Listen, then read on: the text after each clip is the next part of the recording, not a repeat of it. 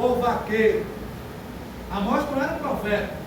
Amós era o homem do campo, que além de criador de boi, além de vaqueiro, ele era criador de sicômoro. Você não sabe o que é sicômoro, né? O que era sicômoro? O sicômoro é um tipo de figo, tá certo? Mas de uma qualidade inferior. Exemplo, quando a Bíblia diz que Zaqueu, ele subiu em cima de uma figueira brava, ele subiu em cima de um pé de sicômoro, certo? Cheio de espírito. E outra coisa, é um figo de uma qualidade inferior. E ele, para amadurecer e ficar viçoso, ele precisa ser ferido. Interessante. Quanto mais ele é ferido, ele amadurece. Ele fica bonito. Eu creio. Eu creio. Tem uns, né? Depende, né? Tem uns crentes aí que quanto mais apanha, fica pior. Mas tem crente que quando apanha, ele começa a crescer, ele começa a amadurecer, ele começa a encarar as coisas de uma perspectiva totalmente diferente, ok? E a gente observa que quando Amós profetiza, ele profetiza 30 anos antes da profecia dele ser cumprida. A gente falou. Qual era a situação de Israel e Judá? Era boa? Era ruim. Era ruim.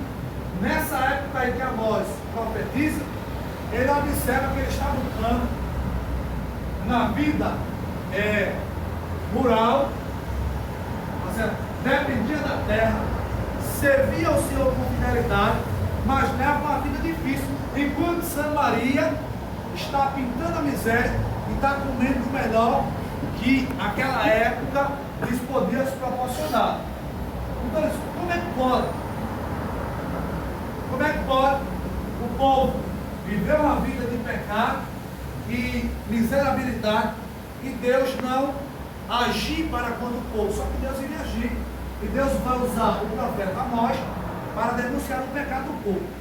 A situação na época de Amós era muito pior. Por que muito pior? Porque além do povo se corromper na idolatria, no pecado, na imoralidade, o povo estava agindo como se nada tivesse acontecido. Nesta época de Amós, o texto vai dizer que o povo ia para Gilgal e Betel, oferecia oração, oferta e sacrifício, mas levava uma vida de pecado. Gilgal e Betel significa o quê? Casa de Deus. Tanto Gilgal como Betel era lugar de adoração. Então isso significa que o povo estava pintando a miséria, vivia uma vida de pecado, tomava cachaça durante o dia, botava a terra durante o dia, entendeu? Tem os crentes que viadavam durante o dia, tiravam onda de 1000 graus durante o dia, e de noite ia para onde? Para a igreja, com a Bíblia debaixo do braço, dando uma de doido, como se nada tivesse acontecido. Então Deus vai usar Amós para denunciar o pecado do povo, dizer, olha, vocês estão indo para a igreja, estão oferecendo sacrifício, estão ofertando, estão dizimando, mas estão em pecado. Ide a Betel e Gilgal e transgredir. O próprio sistema religioso da época tinha se corrompido. Os sacerdotes, os levitas, estavam trabalhando, avisando isso aqui, ó. Eles recebiam para trabalhar no templo, mas mesmo assim só queria fazer as coisas que lhe eram obrigatório fazer por dinheiro, entendeu? Outra coisa, eram injustos, valia quem tinha, quem não tinha não valia nada. Então Amós começa agora a ser usado por Deus para denunciar o pecado do povo. E ele vai profetizar algo que vai acontecer com o povo se o povo não se render.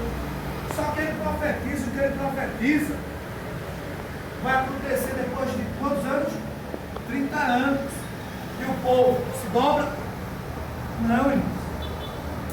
Porque tem pessoas que animam. Tem pessoas que estão se matando. Tem pessoas que Jesus está liberto, mostra o caminho. Jesus usa até os profetas para profetizar o que de fato vai acontecer, ele não se dobra. Ele prefere pagar para ver